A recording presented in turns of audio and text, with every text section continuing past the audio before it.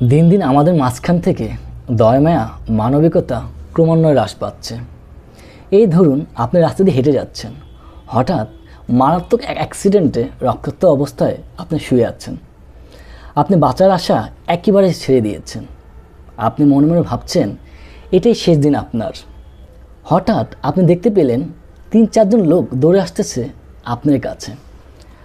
আপনার আশার প্রদীপ আবার জ্বলে উঠল। আপনি মনে মনে ভাবলেন তখন এটাই শেষ দিন নয়।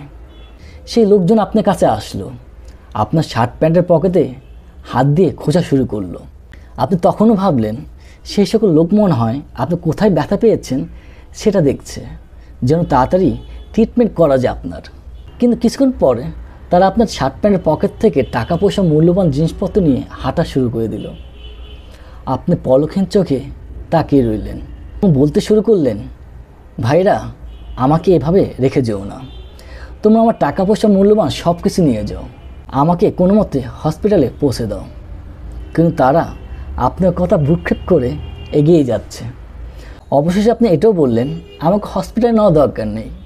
তোমরা কেউ হসপিটালে ফোন দিয়ে বলো এই রাস্তায় একজন মুমূর্ষু রোগী আহত অবস্থায় শুয়ে আছে। কিন্তু তারা সেটাও করল না। সেই লোক নিষ্পলক চোখে তাকিয়ে রইল আর অবাক চোখে বলতে লাগলো, এমন পৃথিবীতে বেঁচে থাকার চেয়ে আমার মৃত্যুবরণ করাটাই শ্রেয়। আসলেই আমরা কোন পৃথিবীতে বেঁচে আছি? নেই কোনো মায়া মহব্বত, নেই কোনো মূল্যবোধ।